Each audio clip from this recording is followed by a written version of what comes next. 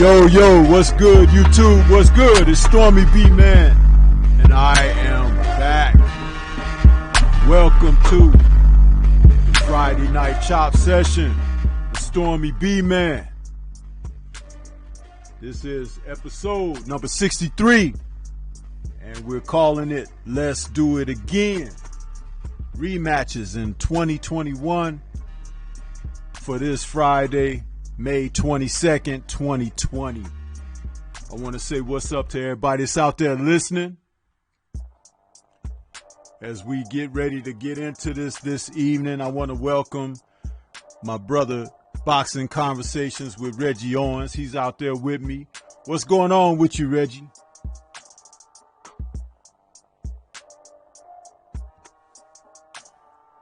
Reggie, you there? You're on mute if you're there.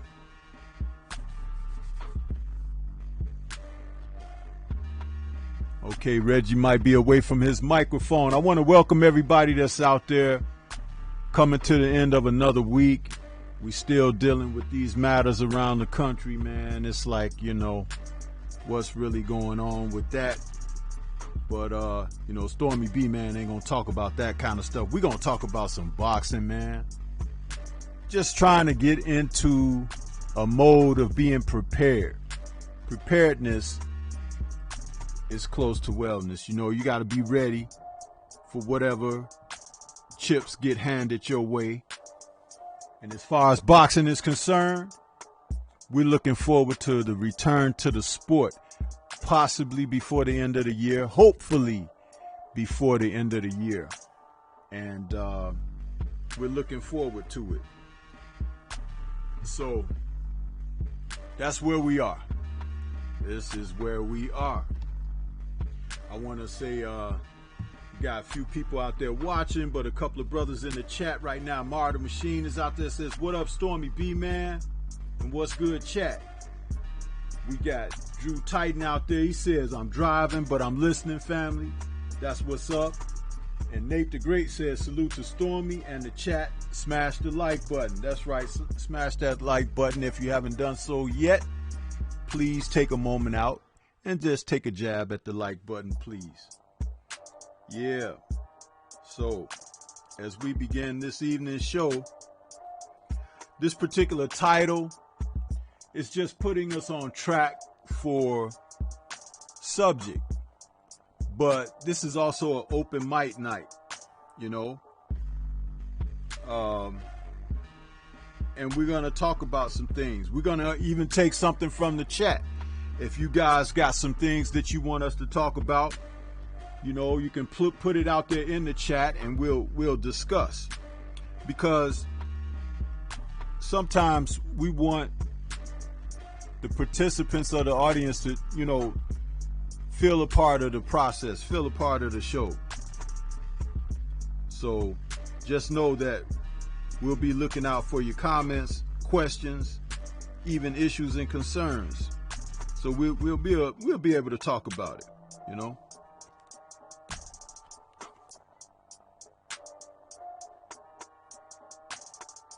I hope that you all are hearing me a little bit better this evening. I have been having some audio issues, and I'm trying to get that worked out. So, if I'm not as loud as you would normally like me to hear me be, I'm still working that through. So, please don't swarm the chat with, your mic is low. Your mic is low. I know it. Damn it. I know the mic is low. Turn your ears up. Reggie, you there?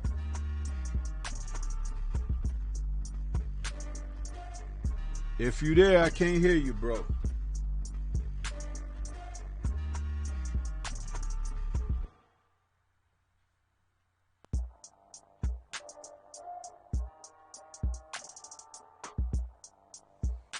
You might have to fall out and come back in.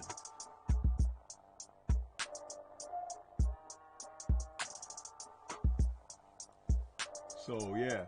We got a couple more people that have joined us. Corner Girl 66 is out there. She says, "Salute, family. Salute to you, sister."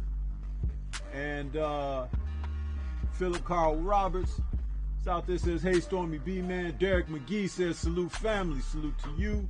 And he's saluting Big Drew Titan. And Philip Carl Roberts is starting it off with, he says, do you think Wilder can change his style to beat Fury in the rematch? And then Drew is saluting Derek McGee. That's a good question. Will Wilder be able to change his style? No, at this juncture in his career, I don't think that he'll be able to change his style.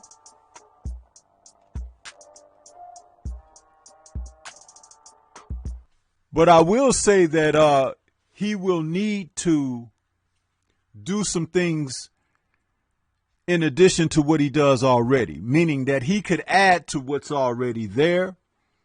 But to be able to do a total and complete overhaul, it would require he working on things, having fights set up where he could go out and work on them in live action, and to be able to build on the blocks of that through several fights. Not for one fight. You can't just go out there and learn something and then try to incorporate it in there, because once things don't go well for you, or if they're unsuccessful, you have no resort but to resort. You have no choice but to resort back to what you know. And that's the type of thing that a fighter with as many fights as he has under his belt, again, he doesn't have that time to create building blocks.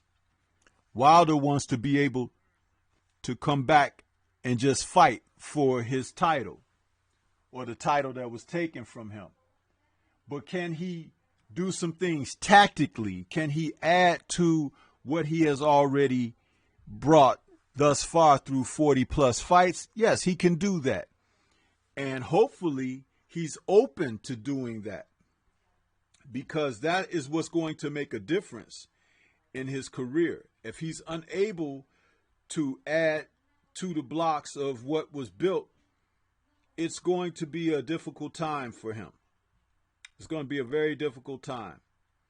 So what we can look forward to is some new wrinkles, to go along with what was already there, which was a most devastating right hand. You know what I mean? So he doesn't have to add a whole hell of a lot to that. But he does have to add the mindset of winning rounds. I think that is first and foremost something that he needs to add to what he brings. Deontay needs to be able to win rounds without knocking people out. That's not to say he hasn't won rounds. I am not trying to bring that aspect. What I'm trying to do is, my implications are, he needs to put himself in a position to secure rounds in the bank, whether there's going to be a knockout or not. And that means fighting in a different way. That means taking the fight to the opponent. That means scoring punches that are seen, hurting the opponent, backing them up, dictating the pace, dictating the tempo of the fight and the round, and securing that and putting that in the bank. That's what he's going to have to do, and not just sit back and wait for opportunity to present itself. You have to snatch opportunity, okay? You have to put yourself in that type of position. My brother Reggie, are you there? Yes, sir. Yes, sir. Can you hear me now? Yeah, I hear you now, bro. I'm glad that you're there. I thought that somebody came and got you or something. So welcome to the show, man. I'll shoot my way out. Yeah, welcome to the show, man. I'm glad to have you here with me this evening. As I said, we're calling it Let's Do It Again, Rematches in 2020. That was just something to put out there as, like we have a security net there. But that first question that came from Philip Carl Roberts, he says, do you think Wilder can change his style to beat Fury in the rematch of the trilogy. Do you have something to add for that, Reggie? Man, as I heard that you read that question, because I was listening to it, you answered it just the way I was going to answer it as well. I was almost repeating what you said over here in the back, but there's nothing that he needs that he can change at this point. Is just what he can add, and that's the same thing I've always thought. And the thing that I say he needs to add is a jab, and things he needs to add in training camp. So it's all in the lab of what he needs to add. Because like you said, he's not going to change. He is who he is. But the addition of increasing his ability to throw out that jab, making sure that jab is sharp, technical, using it much more than just trying to set up a right hand, and having a conditioning. I think conditioning is going to be critical going in this camp. I don't think Tyson Fury is that big of a threat to him. I just think cardio is the biggest threat to Deontay Wilder. Him coming into a fight feeling healthy, being healthy, going in the fight, not having the same kind of incident that ran into fight number 2, but utilizing that jab, which is what will carry him through, and box his ass all the way to the 12th round. That should be in mind. You have what it takes to knock this dude out. I think boxing is the most critical thing in this game. Matter of fact, I think I was listening to Blood, where he even spoke about how there's fighters out there who are known for power, but they get into these fights with other folks who are not worried about the power and they can just take the punch. Well, Wilder should be that same person. He should be a power puncher who takes his biggest nemesis out there all the way deep into the 12th round. But on top of you being able to carry someone that deep in the fight, knock their ass out, just like he did in the first fight. But yeah, that's my thing on that. Yeah, and again, I can't stress this enough, winning rounds. Winning rounds can be done without knocking a guy down, but it requires work of the fighter, of the individual. You can't go out there banking on somebody thinking that you are, they thinking that you're going to just intimidate them into a victory in a round. You have to do certain things. You have to put some punishment on the opponent, put some pressure on them, move them back. You have to put them on the defensive. You have to score shots, and it has to be done consistently enough over a 3-minute round where judges feel that that's one in the bank for you. And then another and another and another. You put them in the bank or the vault, so to speak, so that if the fight does go the distance, you've put in the work. A lot of fighters are really looking at boxing in an inappropriate way. And I think it came from the things that Floyd Mayweather was saying when he was talking about winning rounds. And he was like, if I beat you 7-5, I win the fight. Well, I don't think a guy should look at it like that, because you never know how the judges are scoring. Now, Floyd could look at it like that because he was the money man. You know what I mean? But fighters who are looking to prove their wares and trying to put themselves in a position to be considered, and to impress upon the fans why I need to see that guy again. They have to put in the work.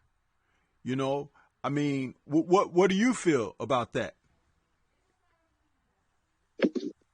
Yeah, most definitely. You got to put in the work, man. Each round is a new fight. That's the way I look at it when I'm watching fights. Like, you fight 12 fights going into a bout, and you spend that time during those breaks trying to quickly recover. And that's why in the lab, everything happens in the lab where there's no cameras, no one's observing what's going on. You putting in that work to where you can keep that heart rate going each and every round. Knowing what moments in the fight you can spend trying to, replenish the wind you need while in that round. And that comes into being defensive. I like some of these old fights I've been watching where some fighters use these tactics of learning how to tie an opponent's hands up. That way the opponent's not scoring. You're resting yourself. After you regroup, release, then you get back to going to work. But I think you take each round as a new fight. Matter of fact, you just write out what the damn scorecard is. You just go in there and give your best effort and each new fight going into the same battle that you're in. And just like the score is always 0 and giving your best and making sure you're out working that opponent. I think that is so crucial in these fights. But I just like looking back now and studying this shit, like studying fighting. Even when I used to fight folks, mainly I fought on the streets. But I kept my mind in the mindset of a boxer, just knowing what to do against people who I fought against. And that's knowing when to buy time, knowing when to neutralize shit they do, locking them up, buying myself time, letting them overexert themselves, and then getting off. And that's what hasn't happened going into fights where you may not knock an opponent out, but these are scored fights, you're making sure you're doing better work than that opponent. If that opponent fires back, you punch back with them, and you double up on some of the shit you throw back. And I don't know, man. I definitely agree with that, man. Yes, sir. Yes, sir. And I appreciate the chat. I hear there's some bickering going out there. I wish you guys calm that down, because that is not what we're here for. We're here to talk boxing. And that was a decent question that was posed. And I would like for more people to understand. I want comments from the chat so we can keep the show flowing, and questions from the chat. So if people have questions, we are willing to take them into consideration and to speak on them. So that's what I want, as I look forward to more subject to come up eventually from the chat, Reggie, as I told you in my text earlier, that this will probably be just some things to cook on. What I wanted to cook on with you, because it just happened last night with your most recent upload, how did you like calling that fight between Roberto Duran and Sugar Ray Leonard, man? How did you find that? Man, I liked it, man, because I liked what I was seeing happening in that fight. Man, I was seeing some real Betsy type shit in there by Sugar Ray. Because what was he, 23 or 24 at the time of that fight? So he was very young, but doing what's that? Yeah, he was doing some real veteran shit up in this fight against an opponent who was coming in there, rushing at him. I don't think Duran landed many clear and clean shots that had any effect on Ali. It was just that pressure. He's trying to overwhelm, I keep calling him Ali, Sugar Ray Leonard. But Sugar Ray did a great thing of just, locking this guy up. He did a lot of locking Duran up. And then I like the things he'll do to keep where the ref didn't see what he was doing, as far as locking Duran's arms up under his armpits, keeping those arms locked up to where Duran really wasn't landing anything significant. I think it was crucial, being that Duran is known for being such a powerful puncher. Sugar Ray locking those arms up the way he did. The ref may be on one side of Sugar Ray's body. He got that other arm locked up, and I kept seeing the ref going around him to see if he's doing it on the other side. He go and lock the other arm up, and he was just buying himself a lot of time, but really taking away Duran's ability to really land power up on him. But Duran did a great thing of pressuring Sugar Ray. And in that first fight, Duran made Sugar Ray fight his fight. Unlike the second fight, to where Sugar Ray got up out of that. He tried to control the fight to where it needed to be, and that was on the outside. But Duran did a real good job in that first fight, bringing it close. But even with that Duran's pressure, I still had it as a close fight, because Duran really didn't blow him away in each of the rounds. I just think through his pressure and, letting his hands stay busy, I was giving him rounds, but not like he was blowing Sugar Ray away in those rounds. But Sugar Ray turned that shit all the way around going into the second fight, which I think, what was it, like 4 or 5 months, where he took the fight back, and immediately he stayed off those ropes. He moved around a lot, and early on, Duran was frustrated by this shit. He wasn't trying to chase this guy. The lateral movement was so swift from Sugar Ray. This is my first time really observing Sugar Ray, from the, my mind, right, from the, I'm older now. My mindset's different. I observe things different. And seeing it, man, Sugar Ray, like how I hear a lot of y'all say, he was a special fighter. And he really is. He was so gifted, man. He was a very gifted fighter. But the way he played and styled on Duran, I can tell early on Duran was ready to quit, and just to watch him just give up. Not like he was taking the beating, but he was just taking it where he couldn't do nothing. Sugar Ray just controlled that fight however he wanted. The hand speed was something crucial too crucial for Duran. The foot speed was too much. It was excellent work in both fights, and I like what I've seen, man. I like the way that at that young age, the way that he was able to think and to handle that kind of pressure from a guy with so many fights. Duran has so many fights. He was the vet, a wildly old vet, but Sugar Ray able to hold his own against a guy like that at a young age was pretty impressive, even in defeat. But it wasn't like a blowout defeat. He held his own in there. Yes, sir. Yes, sir. Now, there was something else interesting about Ray Leonard in that fight that he displayed throughout his career, but it really came into prominence in that fight because of the pressure that Duran tried to place on him, and that was his ability to bite down and fight on the spot. See, that's what people didn't know or had not figured into his repertoire up until that point. They thought him being the pretty boy, smiling, grinning, looking slick and moving well and getting out of harm's way. But they didn't really realize that Leonard had that inside where he would bite and fight. And neither did Duran. And that's why there's so much respect between them, because as I had a conversation with the brothers from the Three Wise Men behind the scenes, we were talking about guys who step up and fight at a high caliber against quality opponents. There's always a certain amount of respect given back to men who challenge and test themselves against the best, win, lose, or draw. Marvin Hagler gave Tommy Hearns all the credit in the world for stepping up, fighting him when other people were looking to go in different directions and things like that. Not only did Hagler want to prove himself against those fighters who were noteworthy in the sport and had those names, but he also wanted to have the kind of payday that would go along with fighting guys like that. And he felt for a great deal of time they were, freezing him out of that. And that's why even when Hearns fought other opponents after Hagler, when Hagler would be ringside or if he's asked to sit on the commentary booth, he always was pulling for Tommy. And that's respect. You know, it wasn't like, oh, he forget the other guy, but he was respecting Tommy because Tommy was that guy who put it on the line.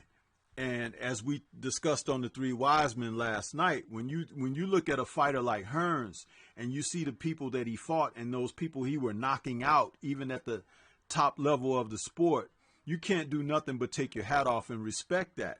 Each guy and we came to that conclusion last night, each guy that he fought that had the most prominent names, Leonard, Hagler, Duran, he left each and every one of them with an indelible impression upon them. Hagler, he busted him up and cut him up in the first round of their fight. Leonard, he detached his retina. Duran, he knocked him ice cold. So it's like, that's what people need to look at and acknowledge when they see these fighters. And you need to look at the fighters of today and light that fire under their feet, because the opportunities are there for them. They just haven't stepped up to meet the opportunities. What's your take, Reggie? Yeah, most definitely. A lot of them aren't stepping up to take these opportunities. Reasoning has to be the damn money, I believe. Other reasoning is the fear of defeat. As a lot of fighters nowadays are afraid to lose. A lot of guys don't know how to bounce back from defeat, and a lot of them. And I think it's based on what to base it on, man. I don't know. Many people blame it on the Floyd undefeated thing, but that's not something to blame another fighter on. I think it's just in the heart of some of these dudes being mentally weak is what it comes from. Because you see what happens to a lot of these fighters when they suffer defeat. They go off into you see the girl come out of a lot of them. A lot of them go into depressive type states. A lot of them, it's always just questions of wanting to walk away from the sport. Why young? A lot of them have just been, damn, how do I say? A lot of them has just been gifted with the privilege of almost having careers that are undefeated in their amateur type programs they come up through, having the easy way through this fight thing. And a lot of them, I think they think suffering a loss puts them in the back to where they won't make the same kind of money they were making. But there's a lot of money out here because there's so many fights that fans beckon for. A lot of fans beckon for these guys to get in there and face, the toughest challenges out there. That's all fans care about. They don't care about who's undefeated or whatnot. Some people may say it. Yeah, it stills the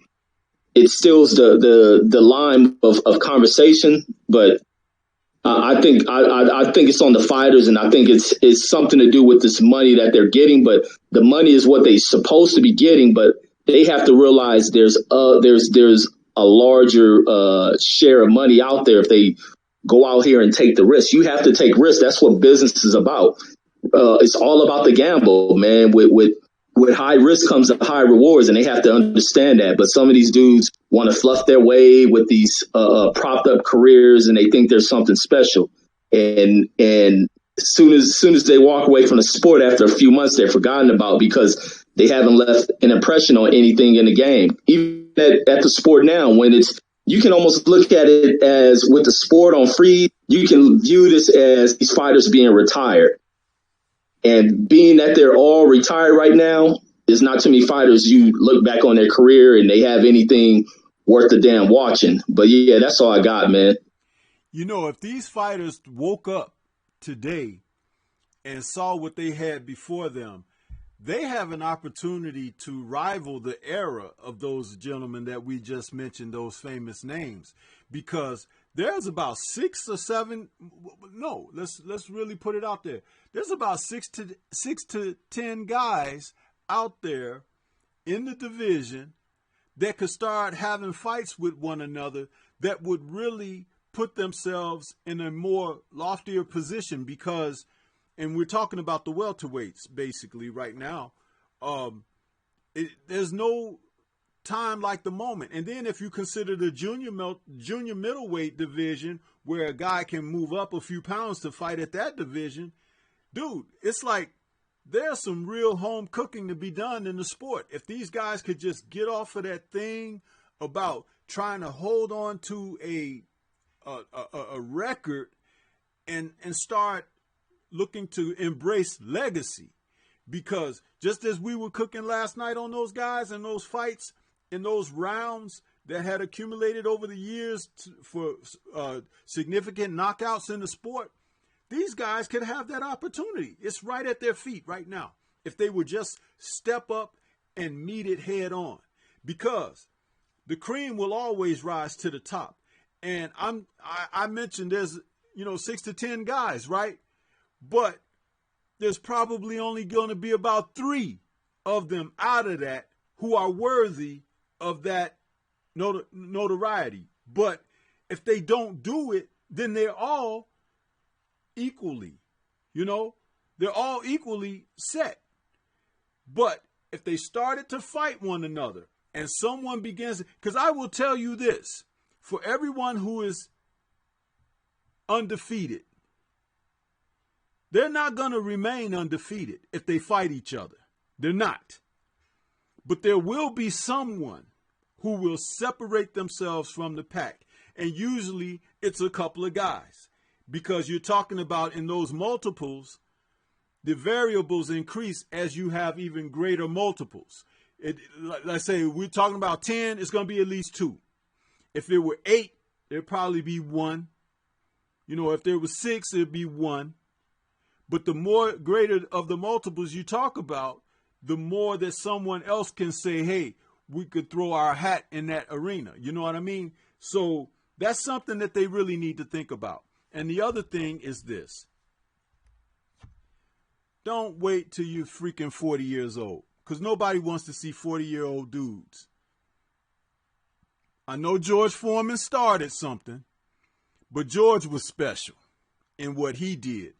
But we don't want to see guys past primes doing the impossible or improbable or whatever. We want to see the youth where they are out there when they had all of their gifts of speed, power, alertness, all of that, their freshness. We want to see them competing in those times. We don't want to see faded dudes and guys who coming back off with severe injuries and this, that, and the third. We don't need to see that. We need to see these men out here prime and ready to roll. Just as you were calling those fights. And again, salute to you for doing it, because it's helping to keep that out there about what quality is all about in the sport and what the sport has to offer as far as quality. But you're seeing the tail of the tape. You're seeing guys in shape. They weren't like having to sweat it out to make the scales and all of that. You're seeing guys who their bodies look right, their minds are sharp, their ages, pre-30s, out there competing at the highest level. I mean, hey, it is what it is, and people can get mad or whatever, but I'm telling you, if you know what the taste of steak is and you've enjoyed it, just because somebody takes some bologna and fry it with some onions on it don't mean that's steak. It's freaking bologna, with onions. That's it, man. So, but I want to say one more thing added to that, man. When it comes to what we don't get with the best fighting the best as far as these fighters is, I'm gonna steal something Dante used to always say is, and it's kind of with combat sports. This is the only sports to where you don't get a conclusion of who's the best out there, like our version of the Super Bowl, our version of the NBA Finals. What's the hockey, the NHL Cup. Tennis has his own version of its championship. Boxing is the only sport to where we don't get a conclusion as to who's the best after each year. And I think that has to change. There has to be a change to forcing fighters to facing each other. And I wish they made it to where at the beginning of the year, boxing season should start in January. You have the contenders, they're moving through their way. You give champions maybe getting the option of 2 or 3 fights they have to fight, or else drop the damn belts. And then towards the latter part of the year, you put all these, how many belts? 4 different belts, those champions facing each other. At the beginning of the year, you rank the belts as 1, 2, 3, 4. One faces 4, 2 and 3 face each other. You knock them out, and then you get the final at the end of the year. I think boxing has to be structured like that. Every sport in the goddamn world has a conclusion to its season except boxing, because boxing let people run amok. But I think that the fixing of boxing is very easy. Yeah, absolutely. It's been since time, and I think that's what's working against regulation. Those who have benefited off of that, they don't want regulation because they want to be able to have their fingers in somebody's pie as well as their butt, through the entire process from beginning to end. And that's a shame. But if you were to get some type of regulation on it where you have more structure and everything, and like you said, have a point of where this is going someplace.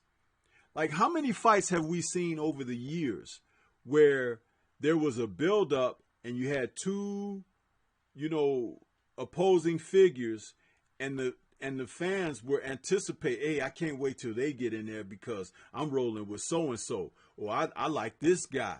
It's like, that's going to be the fight of the year or whatever. And these promoters stick their nose in the way, or sanctioning bodies along with the assistance of promoters stick their noses in the way, and they prevent the situation from happening. And then they tell you something about marination, okay, and then the fight doesn't take place, and you lose out. You know, it's like that season the Bulls had, they went 72-10, but it wouldn't have meant anything if they got to the playoffs and lost in the first or second round. You know, they went on and won the championship, which is like following through, right? So we see like your favorite fighter and Riddick Bowe, they should have fought. Whoever would have won that fight would have been the heavyweight of the 90s, because that fight would have put them in that stratosphere. To have victory amongst those two guys, Olympians, okay? And if they had a chance to go up against each other, whoever became the victor of that would have probably been the man to lead the division for the next decade. Or the fight could have been so good that they could have got a couple of fights, if not a trilogy, out of it amongst one another, and still the winner or the guy who won the majority of a trilogy would be the man to lead the division going forward. We didn't get that. And so the division remained fragmented and broken. And, you know, you had guys who were personalities, but the personalities didn't even step up to the plate to fight in the matches, because they were too busy trying to fool the masses with what they were doing. Guys like Mike Tyson, coming up out of where he had been away for a few years and taking on the likes of guys like Peter McNeely. Really? When you got Ray Mercer, Evander Holyfield, Lennox Lewis, you had even Frank Bruno and Riddick Bowe and Jorge Luis Gonzalez and all of those guys, all these men out here in the division, Bruce Seldon, Tommy Morrison, Ray Mercer. He could have fought any of those guys, but he comes out against Peter McNeely? Really? He never even came back and said, you know what? I don't want nobody but Buster Douglas, because Buster Douglas and me got business. Huh? You think people wouldn't have paid to see that? You think Buster wouldn't have got himself in some great shape for that? Matter of fact, Buster was in shape for that. He had one of his best fights coming out of that diabetic coma, where he went back into the boxing gym to bring himself back to shape, and he resumed his boxing career, and he fought guys, you know, and he was right there, ranked number 4 or 5 again with the WBC, and Lennox Lewis had the belt after defeating who was it? He had defeated someone. I think it was Oliver McCall in their rematch. And Lennox didn't want no parts of Buster Douglas. He had knocked out Quinn Navarre and looked just like he did when he knocked out Mike Tyson. Lennox and his people said, no, we're not interested in Buster Douglas. Now, behind the scenes, a story on that. Larry Holmes, who had defeated Ray Mercer and had come back and fought Holyfield and those guys and put himself in a position for a big fight, right? A money fight. And his people reached out to Lennox and said, hey, you guys want to accept a chance to fight Larry Holmes? You know what Lennox said? He's like, no, he got a jab. That's true. That's true. Larry Holmes revealed that. In other words, he didn't want anybody with a skillful jab. Big old Lennox Lewis, trained by Emmanuel Stewart. Now, I could understand what that means when you talk about in boxing. That means he's going to have to really be sharp and you know, be on his P's and Q's. And Larry was known to defeat guys, you know, with boxing, because Lennox was a safety first fighter. Now, Buster had a damn good jab too. You see where this is going? That's the thing. That's the thing right there.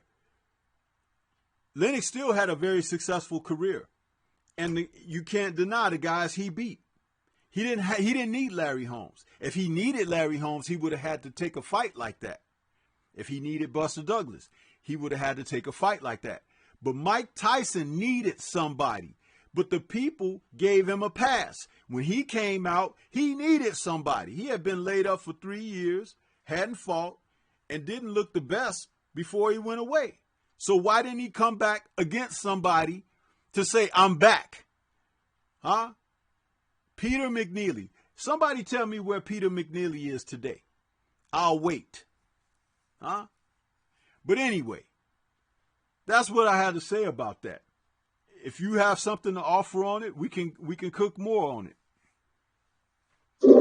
Lennox still my favorite fighter. No, no. And understand this, Reggie. no, I wasn't even playing, OG. Yeah, but you know, and I know he was your favorite fighter, and I wasn't trying to tear him down. I was just offering a tidbit that people may not know regarding how there were a couple of challenges that were put out there to him that he didn't take. But you also heard me say he didn't need those guys. He was in a position where he called the shots because he was a champion.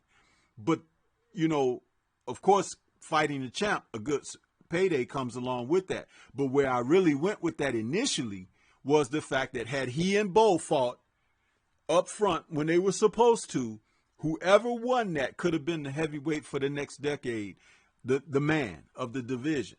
And they missed that boat. And here we are again 20 plus years later, and they're about to do it all over again, where Deontay Wilder and AJ were the guys around now. And look what has happened. Both have now suffered losses, and, you know, they didn't take their fight when it was at its hottest peak. You know, guys like Ed Hearn and, you know, these sanctioning bodies getting in the way of all of that stuff. Man, that fight should have happened, man. It don't matter if one of the guys loses, they could come back. Especially when you talk about AJ. AJ was very young. AJ, I think, is just now rounding out in his late 20s to 29 or something like that. But don't forget, he was like 23, 24 when he got the belt. And what has he done in all that time? It's like he's been sitting idle more than fighting. And even in the fights that we've seen him have, he hasn't progressed. Has AJ really looked any better from his victory over Ruiz and prior to his loss to Ruiz? I don't think there's very much difference. The only thing he showed us is that for a smaller, stubbier guy with shorter arms and who ain't got much energy in the tank because he's out of shape, can't catch him if he stay on the outside and move around. That's what he showed us. But he hasn't shown us he can get knocked out or knocked down and come back and be resilient within the same fight. He hasn't shown us that he's had to take it and give it, ebb and flow. He hasn't shown us that he could come back and be superiorly dominant over another guy that's a Class A fighter. We still haven't seen those things. So the jury's still out. And there are enough young guys out there now that are climbing the ladder. He's either going to leave the sport or get bounced out the sport, because some of these guys are talented. And the more he delay and all of that, they're just fighting and getting better. What do you have on it? Yeah, I think the thing with AJ, man, is like his story's going to turn out to be one of the saddest stories in heavyweight history to me, because I think the dude had so much potential and so much to show in the game of boxing. I think the guy can fight. The thing that he lacks is heart.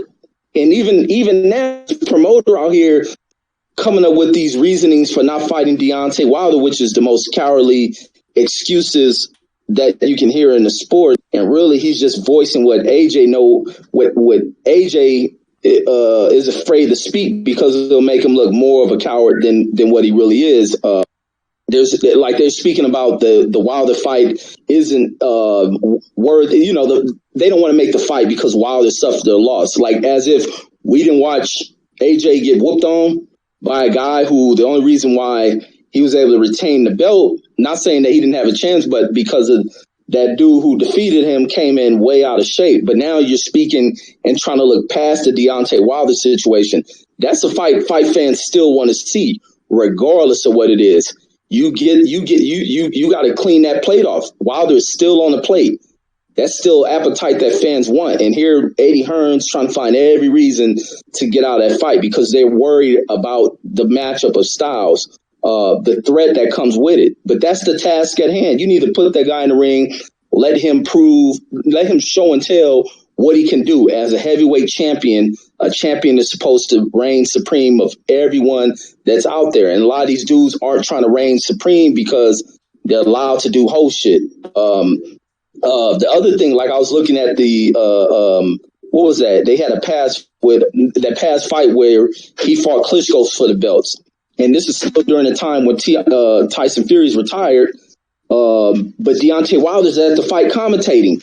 He doesn't recognize Wilder as being there, but he makes a call out for Tyson Fury, who hasn't come back to the sport. So it showed me, looking back at his past, like, damn, he was a coward ever since then. And then now his promoters speaking more coward shit into existence of looking at a Tyson Fury, knowing damn well these dudes got a rematch, but you're speaking of Tyson Fury. How about speaking of taking on the winner of that fight? They're trying to do all type of shit to get Wilder out the situation to face Tyson Fury, who's less of a knockout risk for him, because that's what he's worried about. He's worried about being knocked out. And it's sad to see that a dude will not challenge himself to just getting in there, trying it out one time to see if you can get through that task. And he's homemade. He holds belt, but he ain't recognized as no champion. He's just he got some Gucci belts. That's all he got around him. But it's a sad situation seeing that, thinking of like speaking on AJ and what he's not living up to. But it's the most cowardly thing I've seen in heavyweight boxing in a while. Yes, sir. I want to welcome BFTB, Lala D, Trick Nolte, and Michael James 616, Drew Titan, everybody into the chat. I know they were in earlier, but we've been cooking and talking. I just want to make sure I acknowledge everybody. And there's a statement that Philip Carl Roberts made. He said, maybe some of the boxers, i.e. Mercer, saw Mike Tyson as a high risk, low reward. Those sorts of issues happen in boxing as well. Well, I got a two-part response to that. First and foremost, those guys weren't afraid of Mike Tyson. They wanted Mike Tyson. Mike Tyson didn't want them, okay? Secondly, what risk is higher than you getting in that ring with somebody that's trying to rip your head off? Okay? That's the thing. It's always high risk. And the rewards aren't high enough for guys that get in there and do what they do for a living. But for someone to take on the notion of being high risk, low reward, you're in the wrong business to begin with. And I wish that people stop listening to those that drop those kind of sayings and those little, quotes and things like that, because that's what helped manifest BS in the sport of boxing. Because guys will look to grab a hold of that. Yeah. He ain't fought nobody. Why should we face? He ain't fought nobody. You listen and you hear that stuff enough, you start to say it yourself, and you start to believe in that. When I have an assortment of history that came before this present moment where people didn't think like that, and they got damn good results out of what they were doing by stepping up to the plate. A man got to know his limitations. So if these guys ain't stepping up to the plate today, maybe they just ain't got it. Maybe they just ain't got it. They done watched enough reality TV and bull crap on the news and everything like that they figured that they could just scam their way through. There's a lot of scammers out there today in all walks of life. Check your cell phone out sometime. Somebody's always calling, asking, hey, do you want to give and donate and do this and do that? Are they all in your pockets? They can fill your pockets before you pick up the phone and answer their call. Scams. So why couldn't these guys be scammers? They in there thinking that they could get a quick bag and get up out of there. But see, that's why shows like Tuesday Night Fights used to exist. There was always upsets on Tuesday Night Fights. Guys going out there. Jimmy Thunder fought, what's his name? Maurice Harris.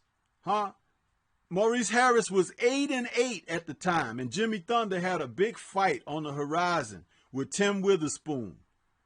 Maurice Harris knocked him out. Big old muscle-bound Samoan Jimmy Thunder. Didn't even get to Tim Witherspoon because Tim Witherspoon going to do the same thing, probably even worse. But Mo Harris, who fought that great fight with Derek Jefferson, knocked Jimmy Thunder out. So, hey, again, that's when they were matching them up. They fighting every week. Tim Witherspoon fought one fight on Tuesday Night Fights and came back 2 weeks later and fought another fight. What are these guys doing? Oh, we got to wait for the weight. I've just fought this month, so the weight is probably going to be like in November. What? You mean after you get a chance to put on 25 pounds between now and then? And then you're going to be complaining? Huh? Maybe pulling out due to an injury or something like that because you wasn't in shape to begin with. It was a fat camp. Man, don't get me started, bro. Did you have something you wanted to go in another direction, Reggie? No, we can keep rolling, OG. Yeah. So, listen, I put this out there. Let's do it again. Rematches in 2021. One of those fights that I would like to see a rematch of, and I would like to see it on U.S. soil. I would like to see Regis Prograis and Josh Taylor fight again. Because I really think that Regis was psyched out fighting over there in the UK. I really believe that. I had noted in my pre-fight breakdown and video that if Regis went over there and he didn't fight outside of his normal way of fighting, he was going to lose the fight. Because he was fighting on foreign turf and that he was going to have to do something spectacular to take the play away from Taylor. And when they fought, he fought good enough to get like consideration on a close decision, if not a draw or something like that. But he didn't fight outside of himself, which was the term that I used going into the fight. Fighting outside of himself means like to take some risks that he wouldn't normally take and to take an attitude that he wouldn't normally take of aggression, because that's what was going to be required to defeat Taylor over there. So maybe with a rematch to fight over here, he may have a different mindset. Some people just don't do good off their own soil, and maybe Josh Taylor won't do good on soil over here. That remains to be seen. But that's a fight that I believe that I would like to see as far as let's do it again in 2021. What do you think about that one, or do you have another fight? No, I'd like to touch on that one right there, man. Yeah. I think that's a good fight because that first one, it did start to turn out close score-wise, but it did look like, to me, Josh Taylor was roughing Prograis up. That kid was able to adapt, change styles, box in different ways, and Prograis just looked a little bit behind on making adjustments before he started to come on. But scoring that fight, just looking at it visually, to me, it looked like Josh was dominating that fight just from the visual. But when I remember scoring it, my cards ended up being like closer than what I thought the fight looked like. But going into a rematch, Prograis would be familiar with Josh Taylor's style, being never really heard him in the fight. So he'll be able to adjust to his style. Going later into that fight, Prograis looked like he started to take something up out of Josh Taylor. He knows what he got a feel of the fight. He got a feel of what it is to be in there with the guy. He knows what he needs to tune up on going into preparations for the fight, and getting in there, he'll be comfortable and not have to dealing with because it is a huge psychological effect going into a fight where you're fighting somebody on the other side. fighting someone on the other side of the pond and being in their land, booed and all that stuff. He can get over that. He experienced it. He's past that. Now he's adjusted. He can be accustomed to fighting in wherever the land may be favorable for him or against him. But he understands this opponent.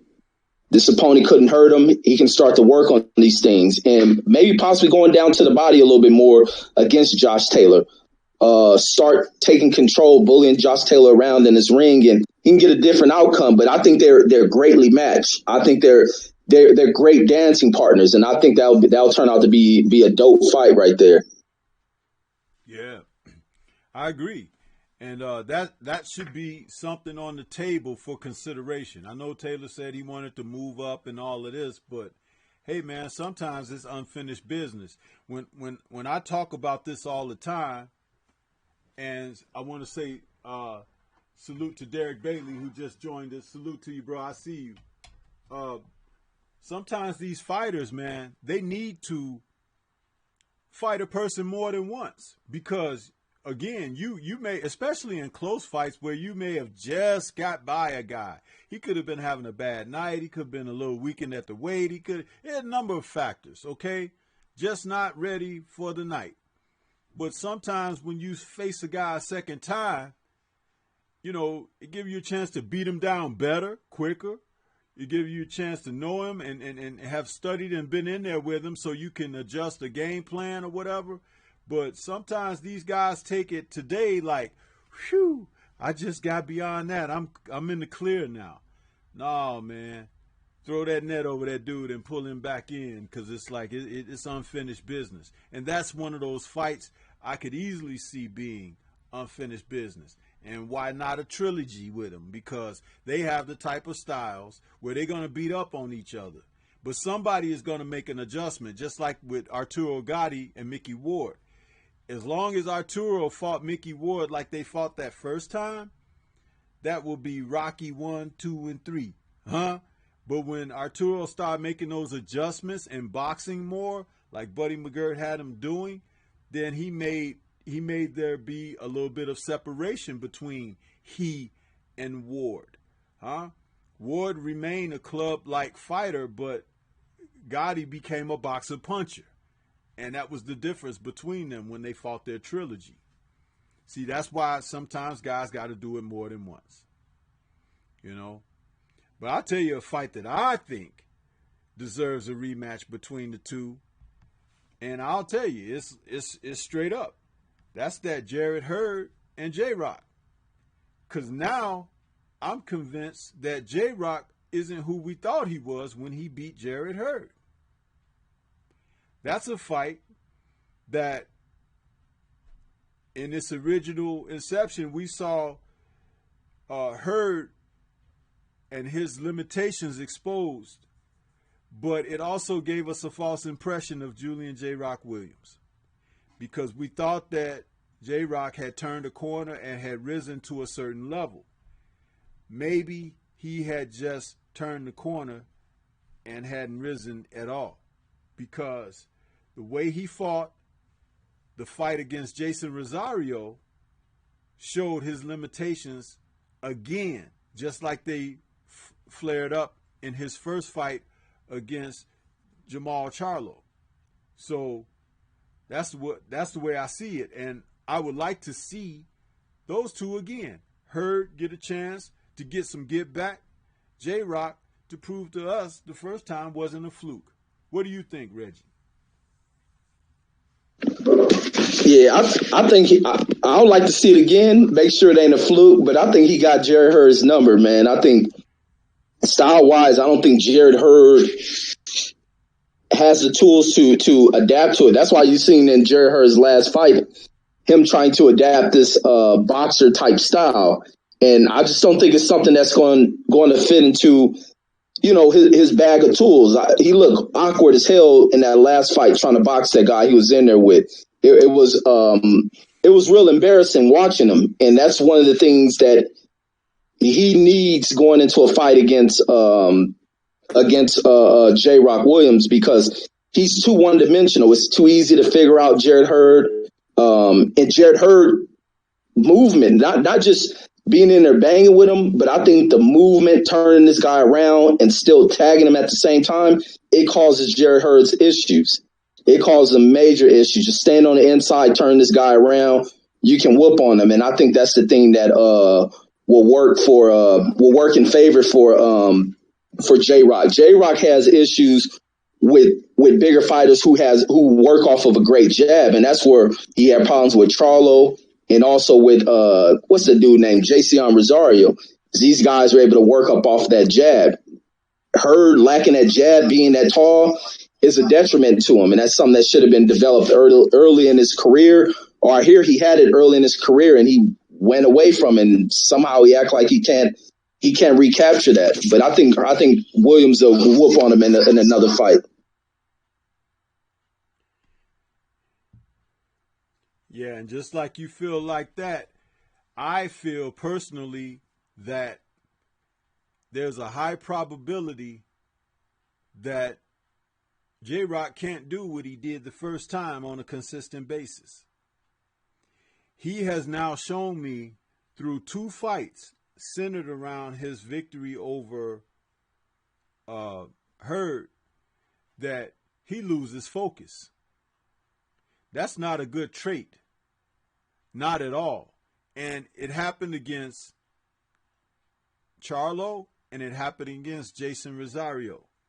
Now, we don't know because he hasn't fought either Charlo brother, but we don't know how good Jason Rosario is.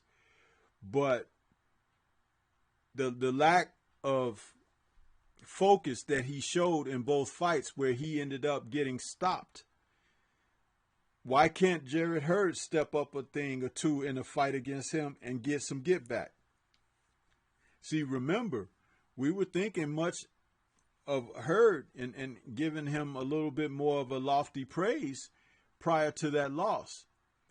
One thing, he suffered the famous hometown curse. I mean, we could throw that out the window. You know, guys fighting at home, they should forget all about that. Because J-Rock was fighting at home too, right? But anyway, just to see them on a neutral site and to see both guys have to make adjustments because they're familiar with one another, I think that Hurd could get him. And it has more to do with how he lost against Rosario than how J-Rock defeated Hurd to begin with. I think that Hurd went in there like Mr. Hollywood in their fight, and he got his head handed to him. And by the time it really turned into a fight, he couldn't make the necessary adjustments to turn the tables around. But it remains to be seen if he really wants it like that. You know, that sometimes a guy get a spanking and he gets rededicated and, you know, light a fire on him. Like you said, he didn't look good in that fight against that opponent that they brought him back against, but also realized they had to put him in there with somebody that he could beat right away to get that confidence back on track. They weren't going to put him right back in there with somebody that could add to the fragile foundation that had been cracked already. So that's how you rebuild your fighter. You got to get him some confidence in there. And isn't it interesting that J-Rock didn't want immediate rematch with Jason Rosario? Same situation. So it's something to be thought about there. We got Sister Denise Wars out there. She says, good evening. The General and Town Biz just brought breaking news. Yeah, Sister Denise Wars, when I finish the stream here, we will be looking into that. And, yeah. But, guys, please don't drop the information here, because if you guys want to go and check it out for what 78 is dropping, feel free to do that. But we don't want to take the luster of that away, you know, because it is some important information. But, yeah, that's what I feel about that particular fight. And then there's another one, Reggie, that I would like to see. And that's, I wouldn't mind seeing a rematch between Keith Thurman and Manny Pacquiao. Because that fight right there, it was a highly contested fight where they were kind of like close, but would that be enough of a motivating factor for Keith Thurman? That's the perfect fight to find out what he's got, because if you can't go out there and try to prove yourself against Manny Pacquiao, who surprised you, I don't know why he was surprised, because I said it that Manny was going to beat him, but he got a spanking, and he would want to get that get back from being spanked by the legends. So why not do it again? That's a safe fight for Manny. He beat him once. He say, yeah, I can beat him again. That kind of thing.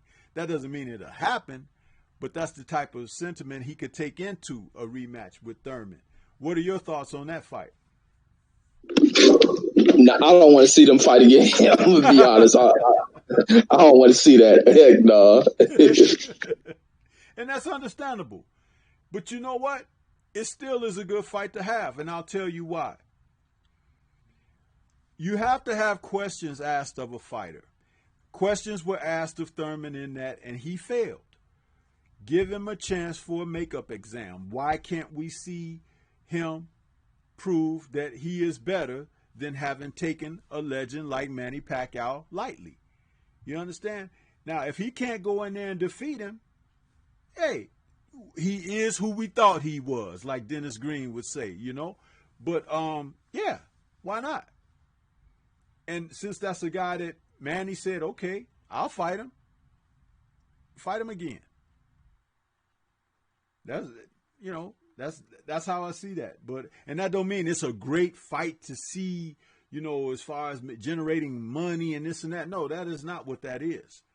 But there have been many fighters who have fought a certain fight and slipped on that proverbial banana peel, and then there'll be a rematch because of that happened, because that derailed a train that was going on a certain path. It has to happen in boxing. And so this is one of those fights where that could be an easy fight to be made. You know, Manny has trepidation about going in against Terrence Crawford or Earl Spence or even a Danny Garcia or something. So why not? Thurman didn't show that he could knock Manny out or even threaten him. So Manny's been in there with him before, and he understands what type of power, and he could gauge what Thurman has to bring. But it's the type of fight that where we learn something about Thurman more than we learn about Pacquiao. Pacquiao's career has been set. But Thurman, he has a huge question mark over his. And a possible rematch with Manny, if he defeats Manny in a rematch, by KO preferably. Now you got somebody for the other guys to really look at again. Oh, he's restored his hunger and his vigor. Let's go get that fight now. See?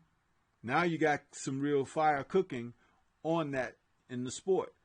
But if Earl Spence knocks out Manny, people are going to say, well, we knew he was going to do it. If Terrence Crawford knocks out Manny, they'd be like, well, Crawford was younger, blah, blah, blah. You know? Same with Danny Garcia. So it's like they're not going to get that real praise for knocking out Manny outside of people who just want to see Manny lose. You know? But if Thurman is able to come back and get his glory back, that says something. There's a lot of fighters who never even pursued going after the guy that defeat him. We were just talking about J. Rock Williams, right? Why doesn't he want to go back in there against that guy? Because he got, you know, he lost focus and he didn't fight the way he was supposed to, and he lost his titles. So that's how I see that, you know. But that's what I wanted to offer on that as far as Manny and Thurman.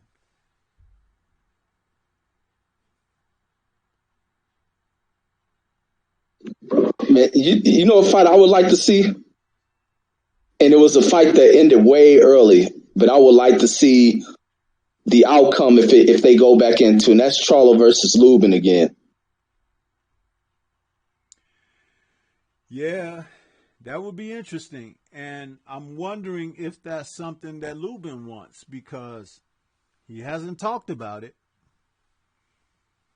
But he does know that, you know, those titles are out there. He's pursuing a title. So if he gets in a position to fight for Charlo's title, you know, hey, so be it. But I'm gonna tell you something. Charlo could lose focus too, because he's in a spot right now where it's like he had a wake up call with the Harrison situation, but I don't know that he's learned something beyond that. Only that because he had that situation, he feels like something was taken away from him. He wanted to snatch it back. But remember, retaining is more important than attaining. Because attaining, you could have got it from somebody that was on their way out, wasn't one to be there for the long haul to begin with, and many other variables.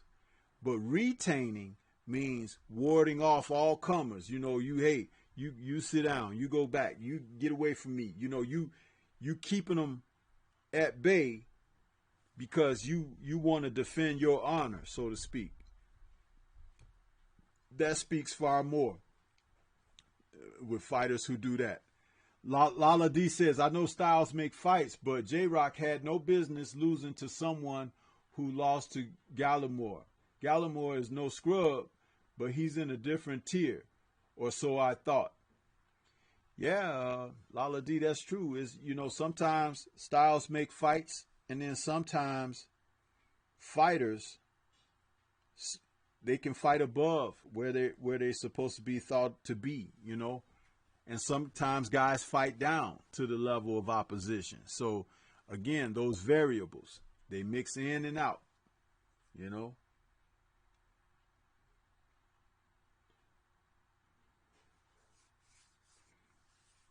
Did you have something else, Reggie, on that, or did you want to move on? Did you come in with something that you wanted to throw out there, topical wise? No, cause I enjoy the this rematch thing, but the thing with the Lubin thing is he's been vocal about fighting Charlo again. He's been real vocal about it. It's just that, you know, him not having the popularity, it hasn't traveled much, but he's been real vocal about challenging Charlo, calling him out. So I'm like, that shows a lot of heart for a guy to get knocked out like that and want to go back into it. And the other reason I'm intrigued is because I've seen someone get knocked out just like that and then go back to fight the same person. And I'm thinking, like, dude, quit it, because you're about to get put in the same situation, and watch this dude go in there and beat the brakes off the guy who previously knocked him out off of one clean punch. But he got back in there, wasn't afraid of this guy, his confidence. It was almost as if the dude must have been knocked out so cold, he probably don't even think they ever fought. So he went in there with the same level of confidence. He went in there and made the dude just quit. He literally quit fighting this guy. But that's the thing that leaves me with intrigue. I want to see if Lubin goes in there with that, because he seemed to have the same level of confidence, wanting to get back in there with Charlo. And he boxed well before he got caught with that punch as well. So I want to see it. But it's on Charlo. But matter of fact, there ain't too many. Well, that division is kind of hot, but I think Lubin doing a little bit more work, he may be worthy of getting that rematch. But another rematch I would like to see, and I've seen it as a very close fight to me. I like to see Earl and Sean Porter back in there. I definitely would like to see them getting back in there, because that first fight turned into a classic bout. It was a classic bout. To me, scorecard wise, it was a very tight fight. And I think it needs to be done again. I really think that fight should be done again, because it turned out into an old throwback era type fight. Absolutely. I agree with you 1,000%, which is why I put their image up on the screen behind me. That fight right there, when we were going into it, I had said at the end of my pre-fight show, I said, how about a rematch between these two guys before it even happened? And the reason I say that was because I felt that these two fighters brought enough to the fight between themselves that it was going to show us some things that we had not acknowledged about both guys, and we did get that. And the fight was so close. I think the knockdown was the difference, even though the scorecards reflected otherwise. But just think about if the knockdown did not occur. Then you're looking at a total different fight. You're looking at both fighters coming out of that fight with this thing like, did he really beat me or did I really beat him? That kind of thing, which would be more advantageous toward a rematch happening. Now, that being said, it's still worthy of a rematch because of the quality of what they brought, the way that they fought one another, the action, the ebb and flow of the battle between the two of them. And you could see that they were testing one another. They were challenging one another's wills. And that's what you want to see at the height of the sport when you have the top guys facing off. You want to see the measure of those men doing their best. And they brought that out of one another. Sean fought with the fervor of a guy who was being disrespected. Earl fought with the bravado of a guy who feels like he's the best and he can turn back all challenges. So here you had different approaches, but for the same goal, respect. And you're always going to get a great fight when fighters are fighting for that respect. I remember Evander Holyfield, young in his career at cruiserweight, when he would be in there against guys and you could hear Lou Duva, get that respect, yelling from the corner, because that's what it was about. And that's how Holyfield fought. That's how these two guys fought in this fight. I'm glad you mentioned that fight because it was one that I was going to mention as part of what I would like to see as far as rematches in 2021. That they cannot, in their careers, having only fought once. These two men need to fight again. And they need to fight again because of what they have on the inside of them and what can be brought out inside that ring between the two of them. I absolutely 1000% agree with you that this is a fight where a rematch has to happen. And don't be surprised if the fight goes a different way in a rematch, because that's what happens. Guys make adjustments. Guys are come in not at their best. Guys have a different reason, this and that and the other. But sometimes somebody just gets the better of somebody. So don't be surprised if it goes a different way if they do rematch, but they should rematch. And boxing deserves to see that. I remember when this fight ended, I immediately had thoughts of Hearns and Leonard because they were young enough, they were in their primes, they fought each other, and they challenged each other. And that fight had ebb and flow a lot like Hearns and Leonard, the fight between Porter and Spence Jr. So, yes, I agree with you on that. That's a damn good fight to have as a rematch next year. And you don't have to go and get all the damn belts either. You could go in there and fight this guy out of respect. Sean is a two-time world champion. Earl Spence is a now unified champion. Hey, Sean deserves that respect, man. And he showed it in the ring as well. So I would love to see that. Love to see that. Great mention. Great mention.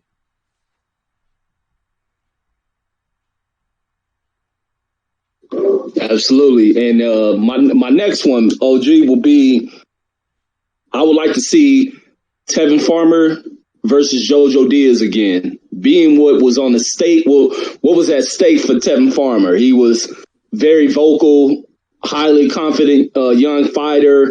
Him trying to keep his name amongst the top prospect group.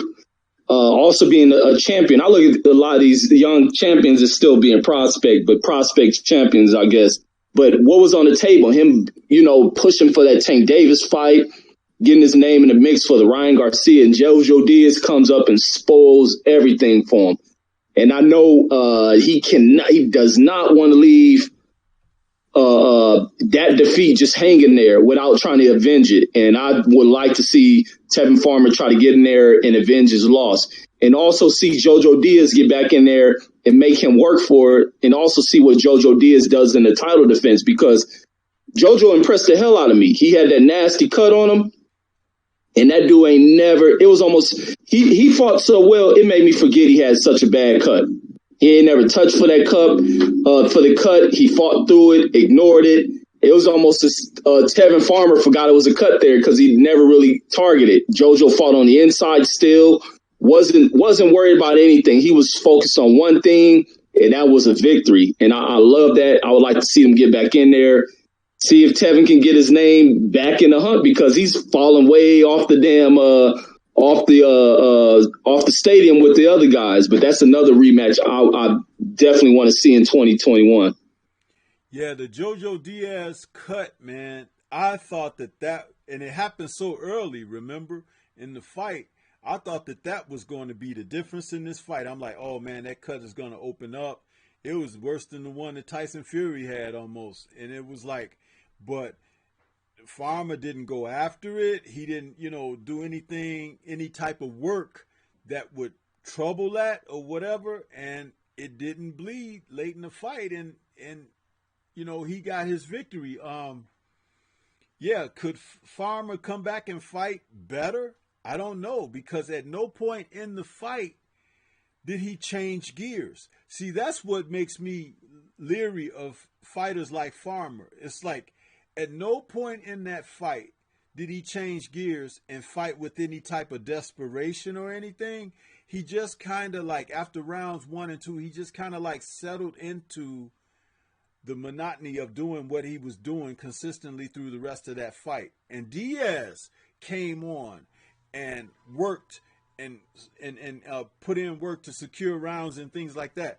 But Farmer did not. And I'm leery about that, because the fact that he didn't show anything else, he'll go into another fight like that. He'll go in there and fight from bell 1 to bell 12 and perform the same way. And those are the kind of fighters you kind of turn your back on those. You don't want to see them, because they're just content with what's happening. They don't want to shake up anything. They don't want to bring a different look to the circumstances, and I don't enjoy watching fighters like that at all.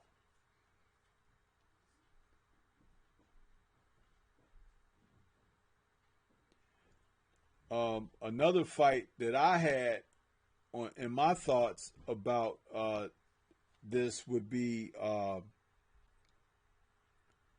Triple G and Deverenchenko. I think that Deverenchenko deserves a rematch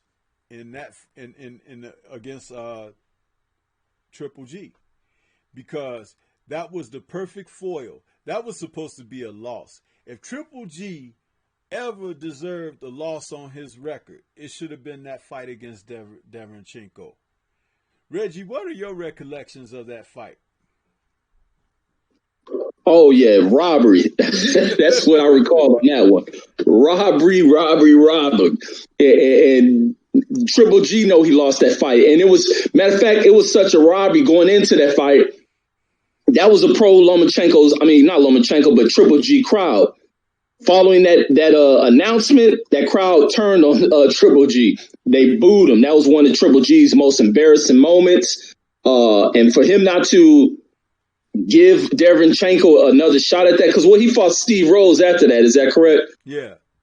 I think it came afterwards. Yeah, so he knows what it was.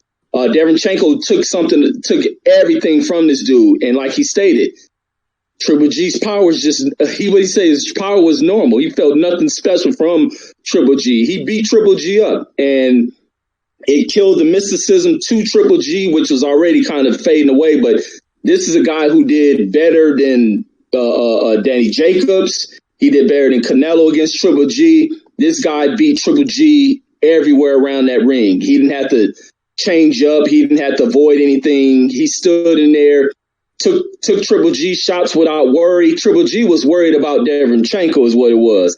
And to not get that victory due to the the BS politics in the game is the only reason why he didn't get it. But he definitely deserves another chance. And Triple G has to prove himself. He has to prove himself to his fans, to the boxing world. He has to prove some shit. So he definitely needs to get back in there and get that rematch. And in that rematch, I think Derenchenko will go in there and do more devastating work to secure the victory and to get Triple G the hell up out of there and take, if he holds it, does he hold any titles? But whatever he holds, he's going to take that away from Triple G. And I definitely would like to see that fight. Great call with that one. Yeah, man, that's a fight, and I remember watching it, and we've seen some other guys kind of touch Triple G up, but Derenchenko whooped his behind, man. I'm sorry, he whooped his behind, and he had him hurt, he had him battered, he looked like he had got mugged in the alley when the fight was over, huh? And to see the scores, it was like, what? So at least the brothers that fought him, they could feel better because nobody got robbed like Derenchenko did. And remember, he avoided Derenchenko a couple of years earlier. So but I would love to see a rematch, almost like a forced rematch. Like if he wanted that fight with Canelo, he would have to fight Derenchenko or something like that. I know they won't make it that way, but I'm just saying, in order for Triple G to get what he wanted, it would have to be to go through Derenchenko again in a rematch. That's what I would love to see. I really would love to see that. Lala D in the chat says, man, Derenchenko got robbed. And Philip Carl Roberts says, I scored the fight. Triple G scored a knockdown early, and Triple G won on my card 3 rounds, and Derenchenko was 5 rounds behind. You have to score the fight to get a real outlook of the fight. Philip Carl Roberts, I appreciate your sentiments, but Triple G got his ass whooped that night, brother. Got his ass whooped.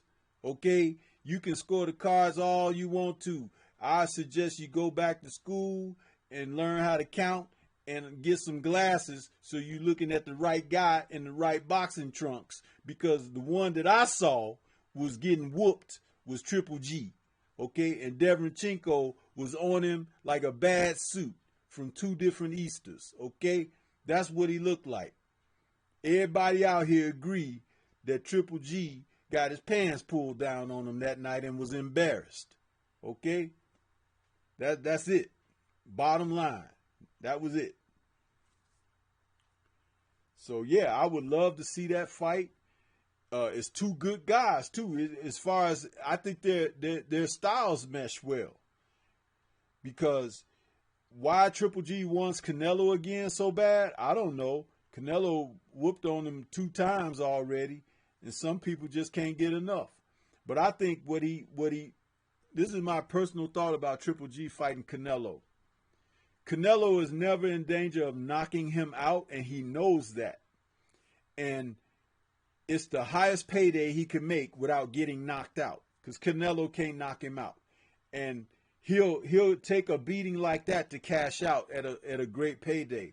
But anybody else out there, he don't want to take that type of beating and possibly get knocked out by some of those other fighters out there. And so that's why he doesn't want to get in with those guys. I mean, what do you think, Reggie?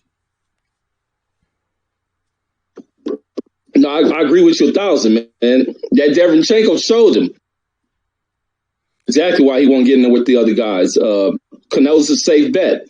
Canelo's the worthy bet. You can take a defeat and still make out like a fat rat. But I definitely agree with you on his decisions for that.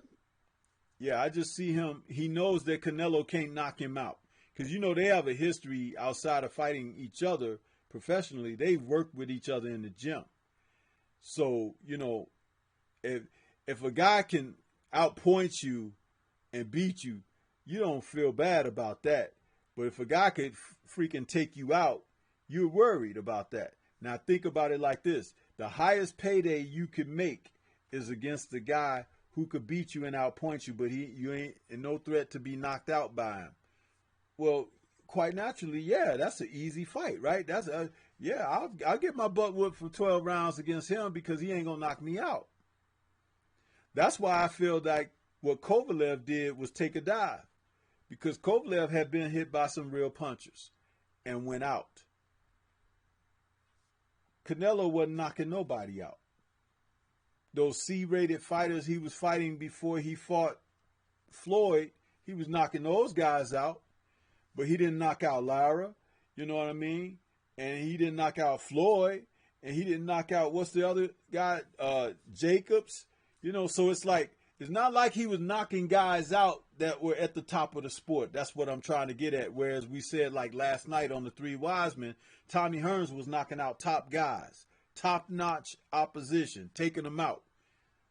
This guy is not doing that, you know. So it's like, yeah, a person could get in there and go 12 with him. They might miss some punches, that he might look good on some combinations, but you ain't got to never worry about being knocked out. Yeah, most guys, fighters, will take that fight 8 days a week.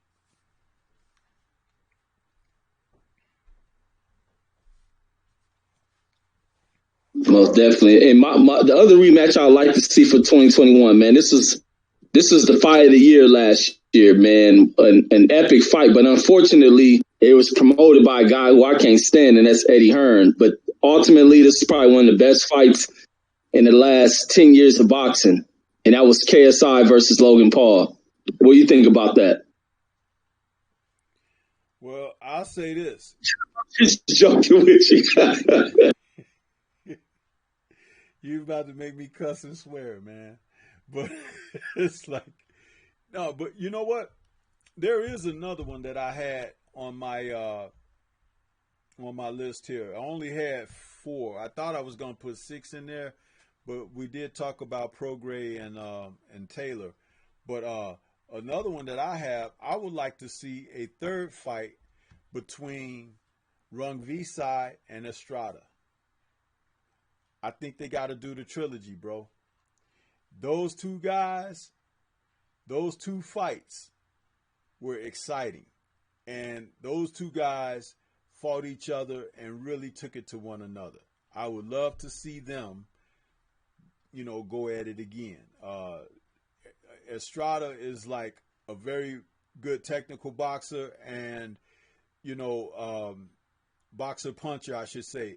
And Rungvisai is a pressure fighter with heavy hands, and he has a lot of heart.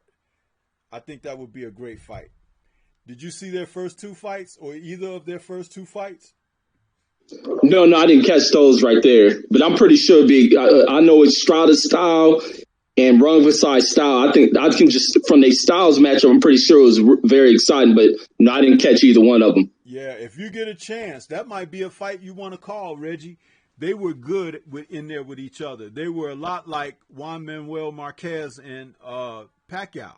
That's kind of how like it was between the two of them. And very good fight. And you could see why Chocolatito lost to Rungvisai. And Estrada is a better fighter than Chocolatito. So...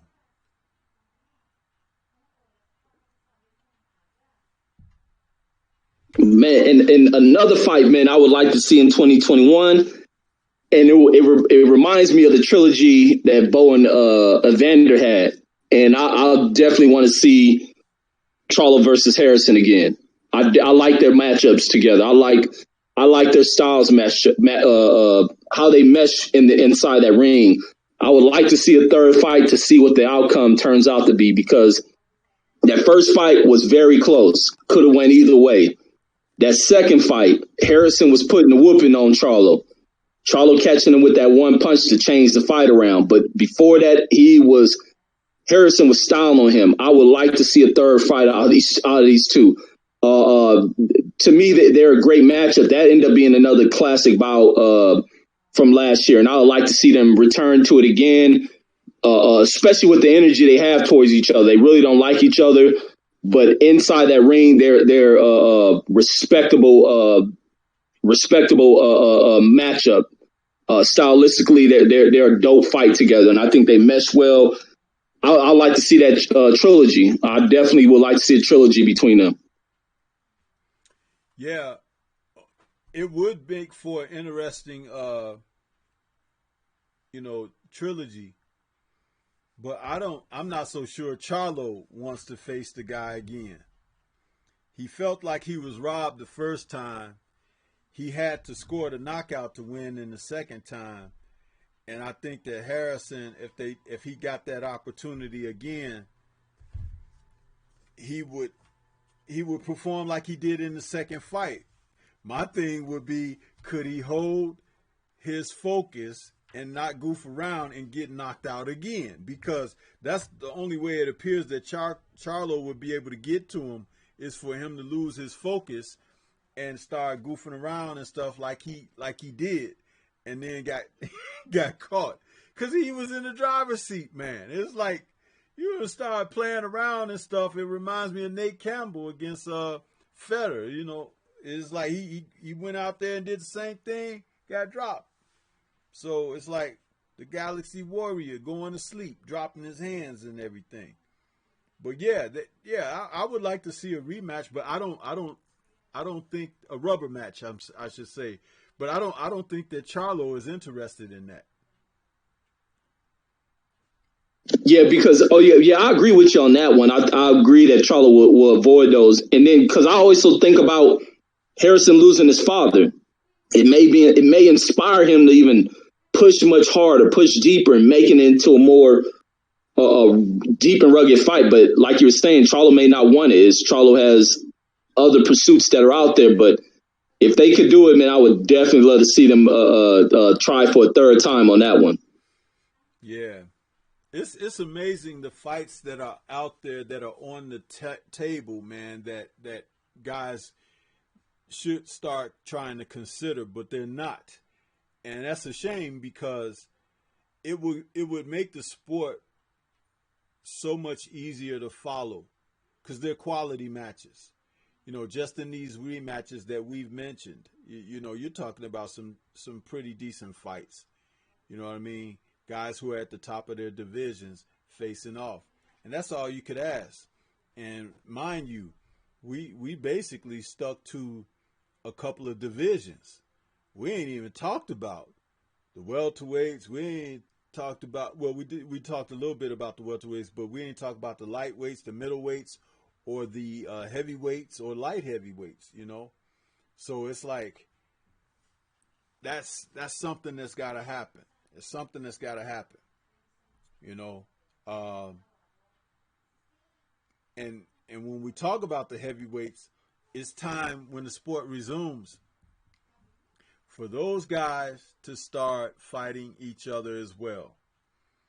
I heard everybody is down on Dillian White. We don't even have to talk about him, but that other tier of heavyweights who are supposed to be the prospects becoming contenders, those guys are coming fast. Joyce, Dubois, Ejaba, and then that's that other guy, the big European dude. I forget his name. But they're coming, and they're going to be there. It's time to start stepping it up. And I had said this about Anthony Joshua a while back. I had said that he's going to mess around, and he's going to give these guys a chance to start becoming the number one contender for those belts he's got. Because he's got, 4 belts? 5? 4? I don't even know how many there are anymore. But for each of those belts, somebody can become a number one contender. And what is he going to do? Give up all of them? I know he'll give up 1 or 2 so he don't have to fight a particular number one contender. But those guys are coming. And the way the sanctioning bodies play games, they could put one guy at each belt for a number one contender, and he'd be in some trouble.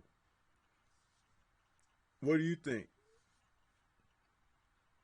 No, I agree with you, man. I agree with you. Ain't no way I can go against that. Yeah, I mean, you can see that. First of all, Usyk is going to get put in a position for one of those belts, at least the WBO. We know this already. Matter of fact, that's probably what's in effect right now. Then, if you want to say for a WBA or something, the winner of this Dubois fight might be that, or that IBO belt. One of those guys would be that for that. And then you talk about the who else did I say? Ajaba. He might be an IBF guy or something. Who knows? You know, there you go. These guys are going to be right there. See, he would have been better off just stepping up and fighting guys, because that shifts the division. You know, you going in there and you taking on a guy before he gets all that, you know, because all you got to do is put that offer out there. You know those guys will take that offer because, and I'm talking about before they get fully developed, because that's more money than they ever made. You the champ, you'd be like, hey, I want to fight you, you know. And they'd be like, yeah, you should take that money, you know. And there you go. If a guy really wants to be champ, he'll turn that money down and say, I ain't ready yet. I'm a year away, year and a half away, 2 years away, whatever. But no, these guys are today. Look at Anthony Yard. He went in there with Kovalev. Yeah, he might have made a little more money than he ever made in his career. But look at what Kovalev did after that against Canelo. Anthony Yard could have been in a position to get that belt a year later. You know, this year or next year, since we had COVID. But he would not have, you know. And then did you see the guy that he came back and fought in his comeback fight? Come on, man. What was that dude from McDonald's or something? Come on, man. Yeah, they try to hide the fight. That was a funny thing. They try to hide he was having a fight. Somebody leaked it. Yeah, he was fighting that employee from McDonald's that works the midnight shift, man. That's ridiculous. I'm glad we saw that, though. Was that you that uploaded that? Yeah, I seen somebody put it on Instagram and load it. But yeah, they try to hide the fight because he was trying to get ranked. All he had to do was win the fight. So they had to do a move up from welterweight to fight this guy all the way up there, and he tried to hide it. Man, the Yard is an embarrassment, man. Yeah, going back to the chat, Alex Santos, salute, Alex. Good to see you out there, bro. He said, is it Tony Yoka or Philip Hergovich you're talking about, Stormy? It's Philip Hergovich. That's the guy's name. That's the one I'll talk, because he's a big, tall guy. I think he's like 6'4" or something like that, 6'5", kind of lean, but he's heavy-handed. And it's guys like that that's going to give Joshua trouble, because Joshua ain't got no head movement or nothing. The guy hit him on the chin, he going down. And the guy's young enough to follow up if he gets up. You know what I mean? So that's the thing with Joshua.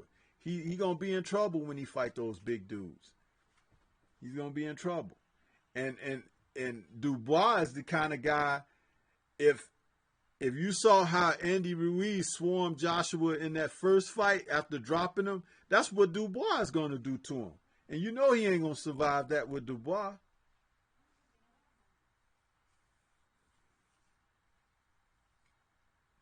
D. Hodges says Usyk need to go back to cruiserweight. He had problems with Witherspoon. He's food up there. Yeah, he is. He is. Bruce Gold says those guys should be easy to see. He says they need to get their names out there for future paydays. Yeah.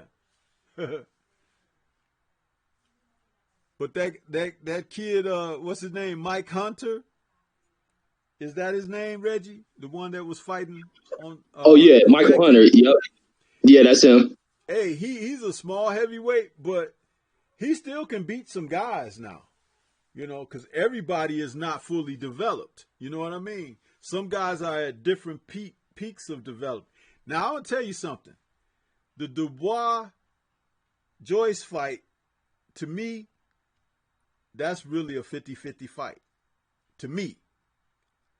But Hunter, Dubois, or Hunter and Joyce is a nice, and Povetkin is more experienced than both of those guys professionally. So He had Povetkin kind of like, what the hell? Them first few rounds. So, yeah, I would like to see Hunter get a chance, man. Because if he gets one of those guys, he's right in the mix. You know what I mean? And his style is the kind of style that's going to give AJ problems.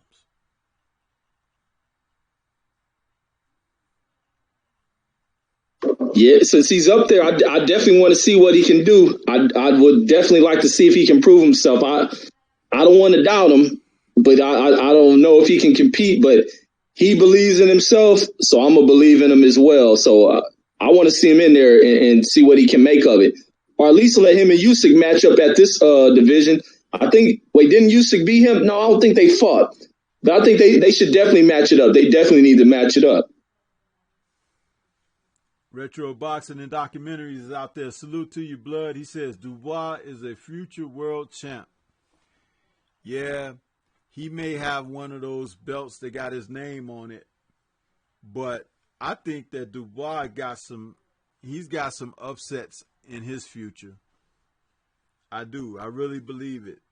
He better be careful against Joe Joyce. I'm telling you, that is not a fight that I am 100% confident that he can win.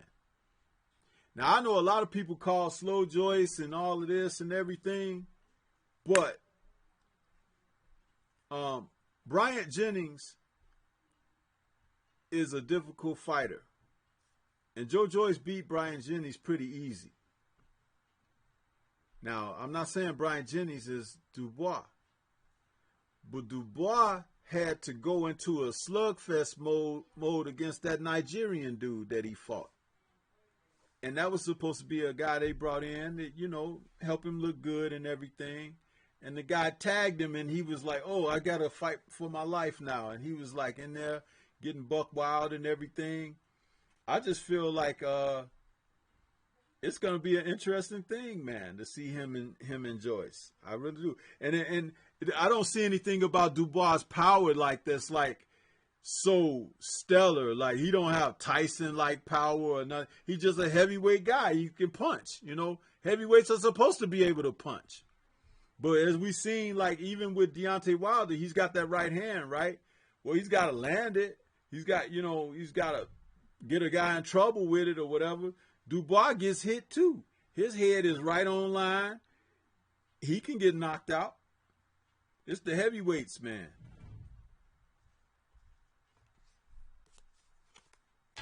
D. Hodges says Chisora is going to stop him. He probably, maybe. Chisora is so crazy. He might get lucky. Philip Carl Roberts says Hunter is good. I rate Hunter. And D. Hodges says DDD Joyce too slow. Okay. Yeah.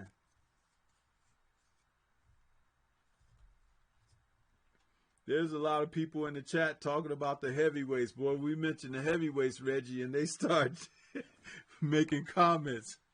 I guess that's the division people really like, man. There's nothing like seeing a good heavyweight fight, right? Heck yeah. You're going to get almost guaranteed a knock. Hey, did you catch the show last night when we showed the Ron Lyle and George Foreman? Oh, man. That was something, man. Could you believe those two guys, man? Foreman was amazing to get up from those punches. He fell face first that last time that Lyle put him down. I mean, usually when guys fall face first, his face hit the canvas. He left a blood spot on the canvas from where his eye was bleeding. I mean, Foreman was tough as nails, man. He was.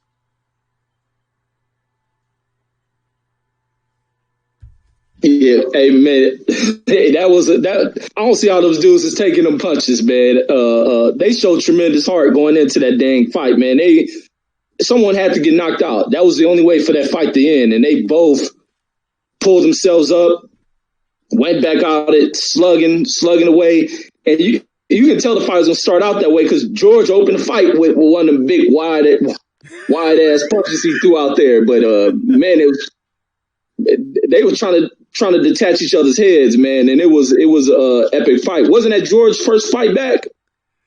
That was his second match back, because his excuse me, match before that, he came back and fought the five furious fighters or something in one night. He fought these 5 dudes, man. That was like a gimmick thing, you know. Of course, it wasn't no guys that was real tough to threat to beat him, you know. But he fought 5 fighters in one night. George did, and then he had the Lyle fight. But Lyle was like tough as nails, man. He didn't have the conditioning that he needed for that fight. But it's like they were fighting, Reggie. Their hands were low and they were just hitting each other's clean. It was like, because they were too tired. I would love to see the punch stats for that fight, because they threw a lot of leather in 4.5 rounds, 5 rounds, man. They were really going at it.